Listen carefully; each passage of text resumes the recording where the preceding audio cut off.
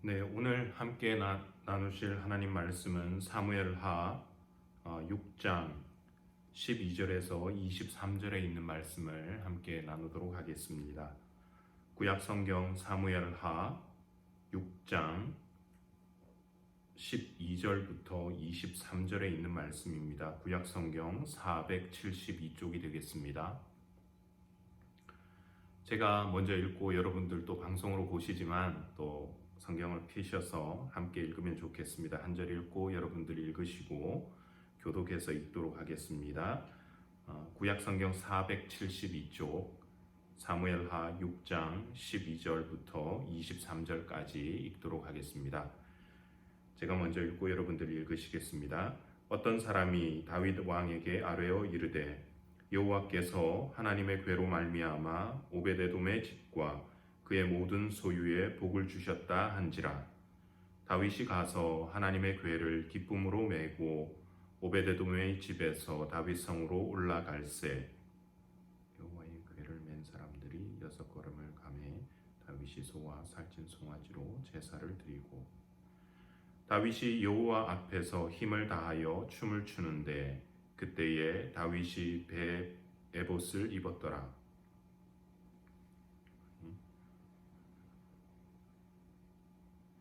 여호와의 궤가 다윗 성으로 들어올 때에 사울의 딸 미갈이 창으로 내다보다가 다윗 왕이 여호와 앞에서 뛰놀며 춤추는 것을 보고 심중에 그를 업신여기니라.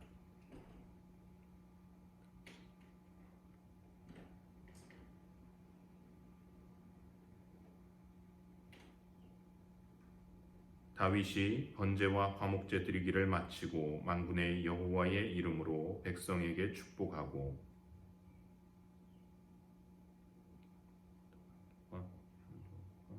건포도떡 한 덩이씩 나누어 주매 모든 백성이 함께 자기 집으로 돌아가니라. 다윗이 자기의 가족에게 축복하러 돌아오매 사울의 딸 미갈이 나와서 다윗을 맞으며 이르되 이스라엘 왕이 오늘 어떻게 영화로우신지 방탕한 자가 염치 없이 자기의 몸을 드러내는 것처럼 오늘 그의 신복의 계집종의 눈앞에서 몸을 드러내셨도다 하니 다윗이 미갈에게 이르되 이는 여호와 앞에서 한 것이니라. 그가 내 아버지와 그 온 집에를 버리시고 나를 택하사 나를 여호와의 백성 이스라엘의 주권자로 삼으셨으니 내가 여호와 앞에서 뛰놀리라. 내가 이보다 더 낮아져서 스스로 천하게 보일지라도 내가 말한 바 계집종에게는 내가 높임을 받으리라 한지라. 그러므로 사울이 딸 미갈이 죽는 날까지 그에게 자식이 없으니라. 아멘. 여러분 혹시 한국 방송 중에 요즘 하는 프로그램인데요, 개는 훌륭하다라고 하는 프로그램을 아시는지 모르겠습니다. 혹시 보신 분이 있으면 참 재밌죠? 안 보시는 분들은 한번 찾아보시기 바랍니다. 참 재미가 있습니다. 거기 보면요, 개를 훈련시키는 이제 훈련사, 조련사라고 하나요? 훈련사라고 하나요? 그런데 이제 꽤 유명한 사람인가 봅니다. 그 사람이 나와서 시청자들 중에 자기 집 개에게 문제가 있는 사람들이 연락을 해서 문제 있는 개들의 그 문제를 고쳐주는 프로그램입니다. 그래서 보통 보면 개들이 여러 가지 문제를 가지고 있는데 이제 주인이 갑자기 외출한다고 집을 나가면 계속해서 끙끙거리면서 운다거나 아니면 물건을 물어 뜯어 놓는다거나 또 지나가는 사람만 보면 막 사납게 짖고 물려고 달라들기도 하고 그리고 개를 한 마리가 아니라 여러 마리 키우는 집에서는 또 서로 물고 이렇게 싸우는 그런 문제들을 봅니다. 근데 이 문제들을 이렇게 보면 그 사람이 이제 공통적으로 그 문제를 해결해 주고 있는데 공통적인 문제가 뭐냐면 개들이 통제가 안 된다라고 하는 것입니다. 그래서 그 훈련사가 나와서 어떻게 보면 이제까지는 걔가 자기 마음대로 자유분방하게 살던 그것을 끈을 묶어서 이렇게 고집을 한 차례 꺾어 놓는 것을 봅니다. 근데 그가 이 사람이 지난번에 한 얘기가 기억에 참 남았습니다. 반려견은 어떠한 상황에서도 주인이 앉아 하고 명령하면 앉을 수 있어야 된다라는 것입니다. 즉 통제가 되어져야 그 개를 데리고 있지, 안 그러면 무슨 일이 일어날지 모른다라고 하는 것이지요. 지난주 저희가 다윗의 모습을 봤는데 바로 그 모습이 아닌가 생각을 합니다. 하나님에 대해 절대 복종, 절대 순종하는 그런 모습이었습니다. 법궤를 옮기고자 하는 다윗의 그 마음에 그 당시의 사람들 중에 누가 감히 그 다윗 앞에서 반대를 할 수 있었겠습니까?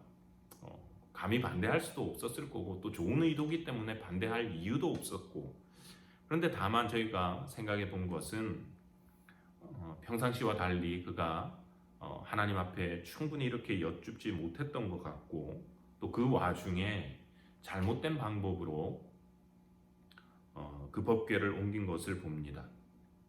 그리고 일이 틀어졌을 때 자기가 왕인데 누가 나를 말리겠냐, 빨리 일을 끝내자 하고 진행할 수 있었지만 다윗이 보여준 것은 하나님이 싫어하신다면 다윗은 그 자리에서 그 일을 멈출 줄 알았다 하는 멈출 줄 아는 사람이었다라고 하는 것입니다. 철저하게 자기를 쳐서 하나님의 뜻에 복종하는 그런 모습이었습니다. 오늘 말씀은 지난주에 이어서 한 번 더 이 법궤를 옮기는 이 이야기 속에서 말씀을 생각해 보려고 합니다. 오늘 말씀은 두 사람을 살펴보려고 하는데요. 두 사람의 상반된 모습이 나옵니다. 먼저 살펴볼 사람은 지난주에 우리가 잠깐 살펴보았던 인물 오벳에돔이라고 하는 인물입니다. 9절 10절 말씀을 다시 한번 보겠습니다. 다윗이 그날에 여호와를 두려워하여 이르되 여호와의 궤가 어찌 내게로 오리요 하고 다윗이 여호와의 궤를 옮겨 다윗성 자기에게로 메어 가기를 즐겨하지 아니하고 가드 사람 오벳에돔의 집으로 메어 간지라. 다윗이 하나님의 궤를 옮기다가 사람이 죽었습니다.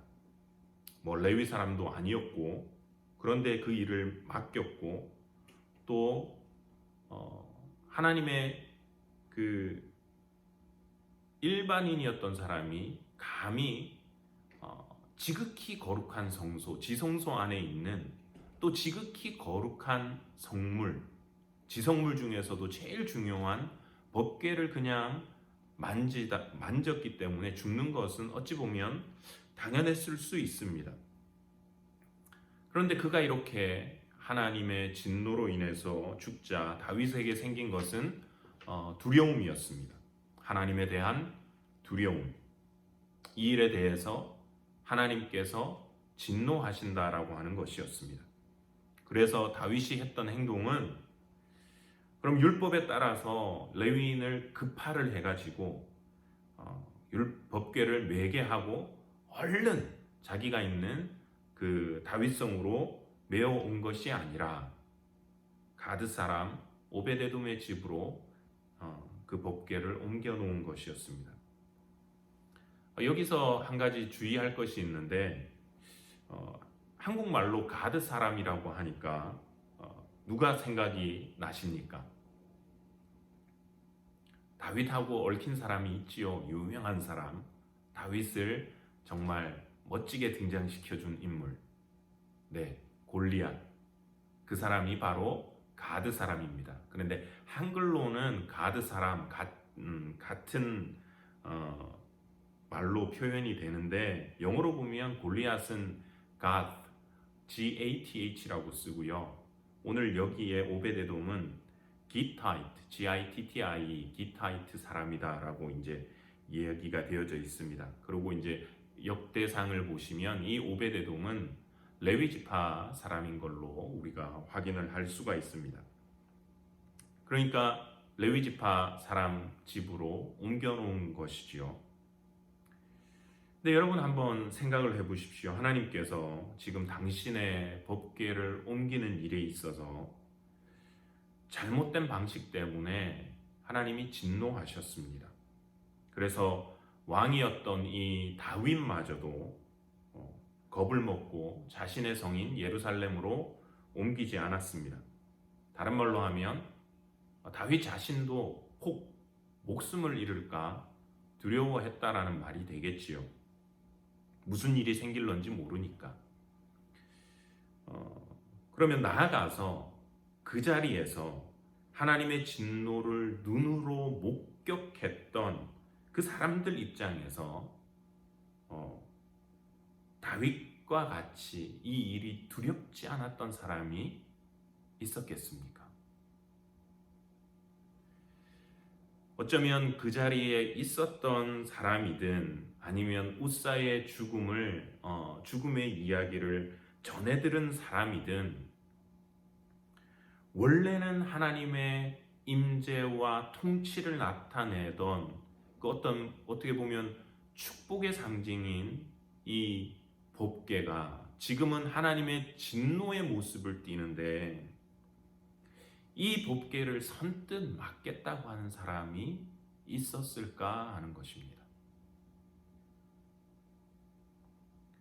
만일 여러분 중에 누가 그 자리에 있었는데 왕이 말하기를 야 이거 큰일 났다, 나 죽을지도 모르겠으니까 이 법궤를 다른 데다 좀 옮겨두고 기회를 봐서 다음에 좀 옮겼으면 좋겠으니까 누가 가져갈 사람이 있느냐라고 했을 때 여러분 같으시면 선뜻 나서서 제가 그 법궤를 맡겠습니다 할 마음이 있으시겠습니까? 아마 선뜻 그 자리에 나서서 법궤를 맡겠다고 한 사람은 없지 않았을까 싶습니다. 사실 저희 오늘 본문에서도 모든 것이 다 기록되어져 있지는 않기 때문에 이 오베데돔이 어떻게 해서 그 법궤를 맡게 되었는지는 저희가 잘 모릅니다. 자기가 스스로 자원을 했었는지 아니면 높은 사람이 여기서 너 집이 그래도 제일 가까우니까 네가 맡아라 이래서 어쩔 수 없이 맡았는지 저희는 알 수가 없습니다. 또 자기 집으로 들어오는 법궤를 보면서 그 와이프는 아마 놀란 토끼 눈을 하고 쳐다봤을지도 모르고 뒷머리를 긁적이면서 들어오는 남편의 옆구리를 쿡쿡 찌르면서 이건 뭐냐고 당황했을 수도 있고 또 우리가 맡았다가 또 우리 집에 누가 어떻게 되면 어떡할 거냐고 하는 그런 핀잔을 들었을런지도 모르겠습니다. 정확하게 그가 어떤 이유로 해서 그 법궤를 맡게 되었는지는 말하고 있지는 않지만 그가 법궤를 맡은 이후로 그가 어떠한 자세로 이 법궤를 돌봤는지는 우리가 한번 추정을 해볼 수가 있을 것 같습니다. 11절 말씀을 보시면 좋겠습니다. 11절입니다. 여호와의 궤가 가드 사람 오베데돔의 집에 석 달을 있었는데 여호와께서 오베데돔과 그의 온 집에 복을 주시니라.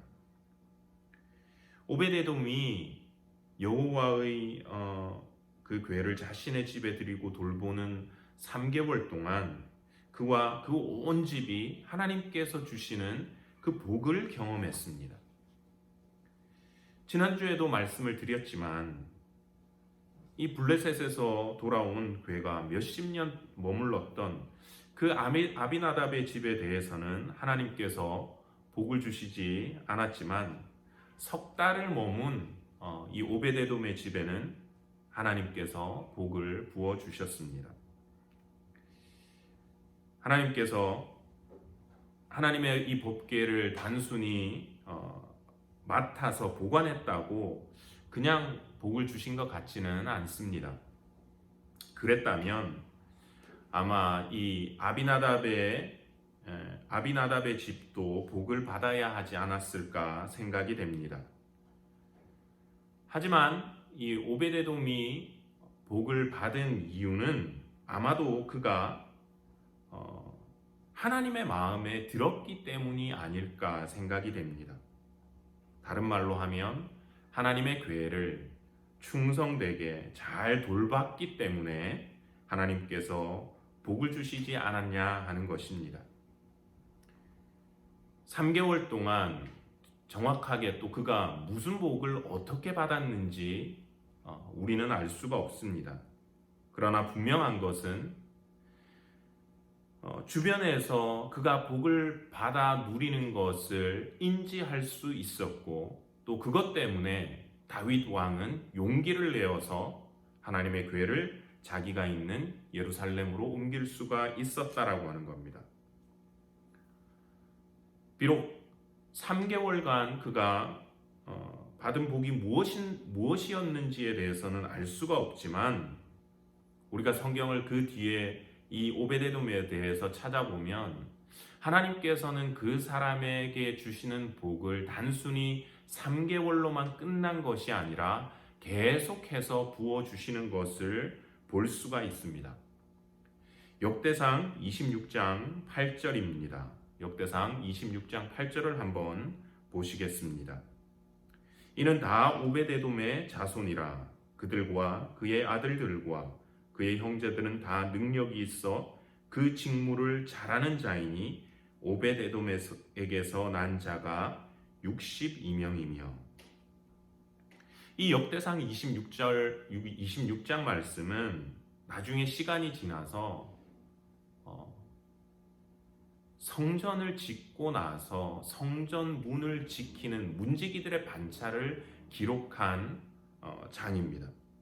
그러니까 1차적으로 오베데돔이 받았던 복은 뭐냐면 단순히 자기 집 마당에서 법궤를 돌보는 차원을 넘어서서 성전이 세워졌을 때 그의 가문이 하나님의 성전의 한 부분을 맡는 그 일을 맡게 되어졌다라고 하는 겁니다.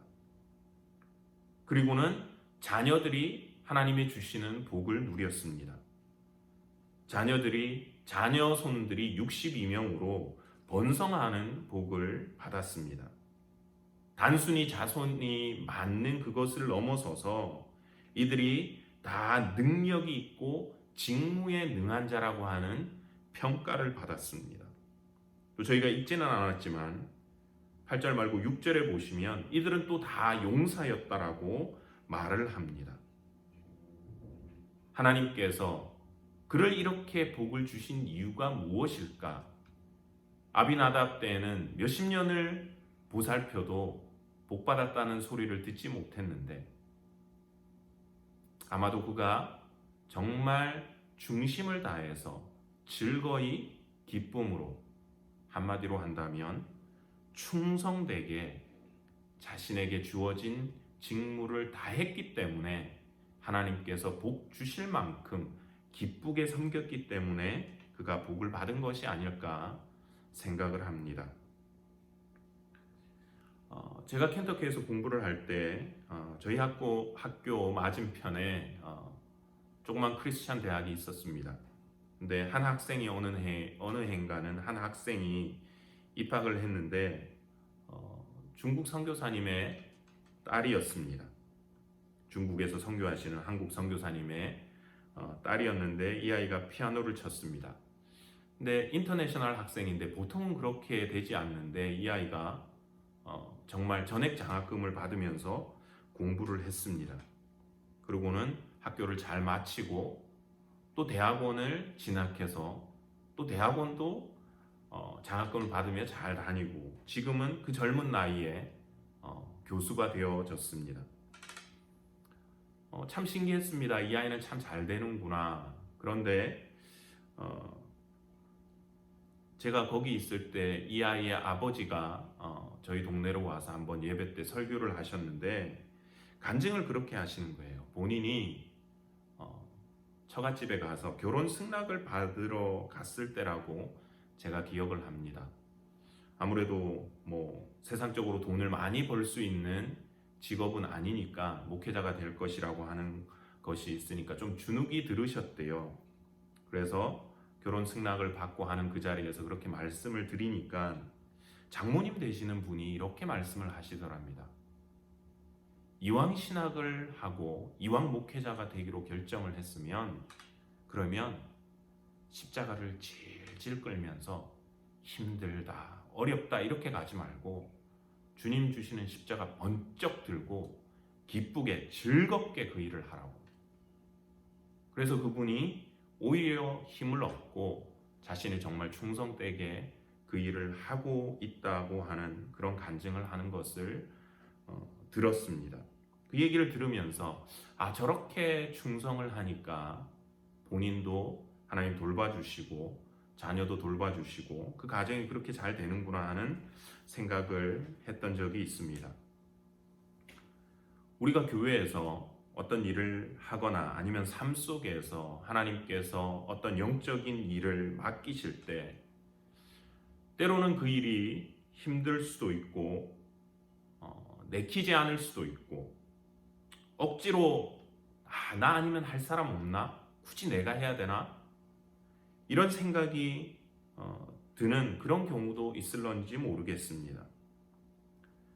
하지만 비록 일의 시작은 그렇게 시작한다 할지라도 이왕에 그 일을 맡았다면 우리가 그 일에 대해서 기쁨으로 충성할 수 있기를 원합니다. 왜냐하면 하나님께서 맡은 자들에게 구하시는 것은 충성이기 때문에 그렇습니다. 그리고 충성된 종들에게 더 큰 일을 맡기시고 좋은 것으로 갚으시며 그 주인의 즐거움에 참여하게 하시는 분이 바로 우리 하나님이시기 때문에 그렇습니다. 원하기는 저희 교회와 우리들의 삶이 하나님의 일을 즐거이 감당해 나가며 그러할 때 하나님께서 베풀어 주시는 은혜와 복을 날마다 경험하고 나갈 수 있는 우리 삶이 되기를 소원합니다. 첫 번째 인물은 이렇게 법궤로 인해서 복을 받은 인물이고요. 두 번째 살펴볼 인물은 이 법궤로 인해서 그 복을 잃어버린 사람입니다. 누구냐? 바로 미갈이라고 하는 사람입니다. 미갈이 누굽니까? 다윗의 첫 번째 부인이지요. 그리고 사울의 딸입니다.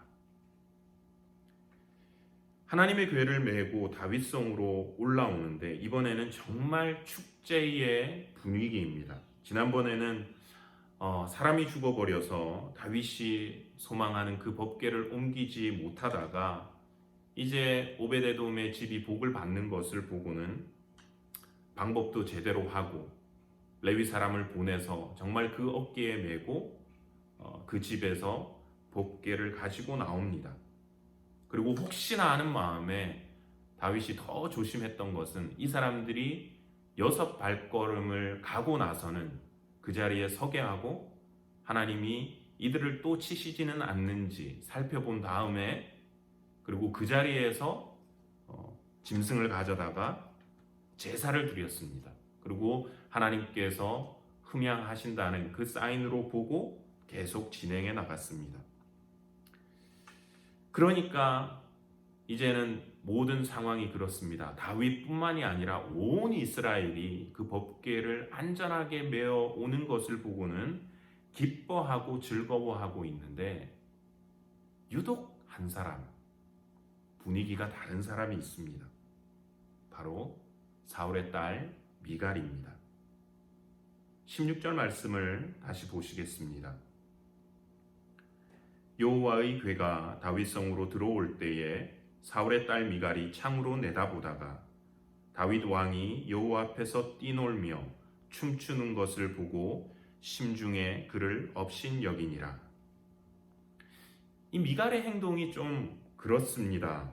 어찌 보면 법궤가 들어오는데 온 나라가 다 기뻐하는데 어떻게 보면 자기도 다윗 왕과 함께 자기 남편과 함께 나가서 같이 즐거워하고 기뻐해야 되는데 그가 있는 곳은 지금 성 안에서 창밖을 통해서 내려다보고는 춤추는 다윗을 향해서 심중에 그를 업신여기고 있습니다. 경멸했다라는 말입니다.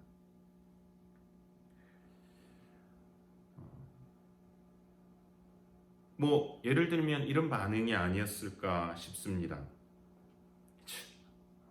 아유, 잘한다.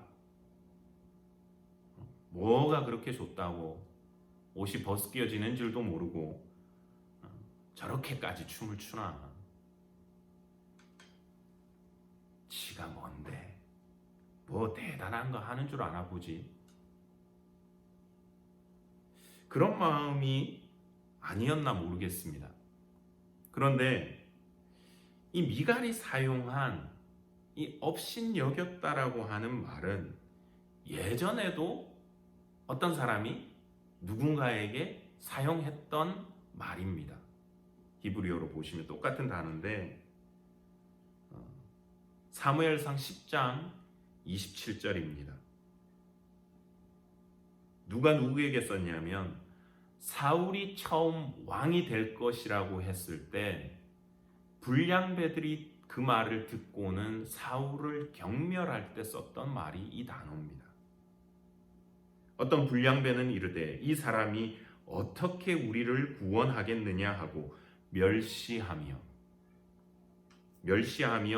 예물을 바치지 아니하였으나 자기 아버지가 당했던 그대로 자기도 그렇게 지금 상대를 비난하고 있는 것을 봅니다. 불량배들의 마음은 아마 그랬을 겁니다. 자기가 진짜 왕인 줄 아나 보지. 자기가 뭘 하겠어? 우리를 구원이나 할 수나 있겠어? 미갈도 똑같은 자세였던 겁니다. 지가 뭔데? 뭐 대단한 거 하나 하는 줄 아나 보지. 상대를 멸시함과 동시에 그 사람이 하고 있는 일의 중요성을 완전히 깎아 뭉개버린 것입니다. 이 미갈의 마음속에는 다윗도 그리고 다윗이 성심성의를 다해서 옮기려고 했던 하나님의 법궤, 하나님의 임재와 통치를 나타내는 그 법궤도 중요한 것이 아니었던 겁니다. 멸시의 대상이 되었죠. 그러면 미갈의 마음속에는 무엇이 더 중요했는가? 20절에 저희가 한번 생각해 볼 수 있을 것 같습니다. 20절 보시겠습니다. 다윗이 자기의 가족에게 축복하러 돌아오매 사울의 딸 미갈이 나와서 다윗을 맞으며 이르되 이스라엘 왕이 오늘 어떻게 영화로우신지 방탕한 자가 염치 없이 자기의 몸을 드러내는 것처럼 오늘 그의 신복의 계집종의 눈앞에서 몸을 드러내셨도다 하니. 다윗이 백성을 축복하고 와서 이제는 자기의 가족들을 축복하려고 하는데 미갈이 맞이하면서 이렇게 비꼬는 겁니다.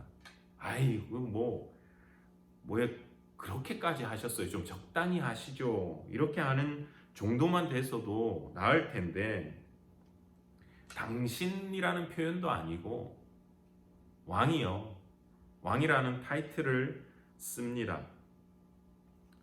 왕이 참 잘하고 계십니다. 비유를 들자면 이럴 것 같습니다. 제가 뭔가를 했는데 저희 사모가 그냥 창피하게 좀 적당히 좀 하시죠. 이게 아니고 목사가 참 잘합니다. 이러시면 여러분 그 감이 오시겠습니까? 지금 다윗에게 하는 말이 그런 뉘앙스인 겁니다. 그리고 미갈이 말하는 것에서 그가 무엇을 더 중하게 여기는지가 나타납니다. 사람들 앞에서 그렇게 몸통이 다 나오니 부끄럽지도 않습니까? 당신 체면도 없소. 이것입니다. 하나님 앞에서 자기의 중심을 보여드리고 하나님께서 나를 어떻게 보시고 받아주시는가, 이게 더 중요해야 되는데, 미갈은 이렇게 벗은 몸이 다 드러나면 사람들이 당신을 어떻게 보겠냐, 우리를 어떻게 보겠냐, 그것이 더 중요했던 것입니다. 사울의 딸 미갈은 어찌 보면 정말 그 아버지 사울이 했던 행동을 그대로 하는 것입니다. 여러분 기억나십니까? 하나님께서 사울에게 아말렉을 치서 진멸하라고 했을 때 그 일을 다 완수하지 못하고 하나님께 제사한다는 그 핑계로 좋은 가축들을 살려왔습니다. 하나님이 실망하셨다고, 이제 하나님은 당신을 떠나실 것이라고 했을 때 사울이 궁극적으로 무엇을 요구했는지 아시지요? 제가 여러 번 말씀을 드렸습니다. 사무엘상 16장 30절입니다. 사울이 이르되 내가 범죄하였을지라도 이제 청하옵나니 내 백성의 장로들 앞과 이스라엘 앞에서 나를 높이사 나와 함께 돌아가서 내가 당신의 하나님 여호와께 경배하게 하소서 하더라. 내가 범죄하였을지라도 내 백성의 장로들 앞과 이스라엘 앞에서 나를 높여주십시오. 저 사람들이 나를 어떻게 보겠습니까? 지금 하나님의 눈밖에 났는데 그것은 아랑곳 없이 사람들의 눈을 여전히 신경 썼던 사울이었습니다. 하나님보다 사람들의 인정을 받고 그들의 인기를 누리기를 원했던 이 사울처럼 그 딸 미갈 역시 하나님의 시선을 의식해서 그분 앞에 중심을 드리는 것을 기뻐하기보다 다른 사람이 나를 어떻게 보고 평가할 것인가, 그것이 더 중요하게 여겨졌던 사람이 미갈이었던 것입니다.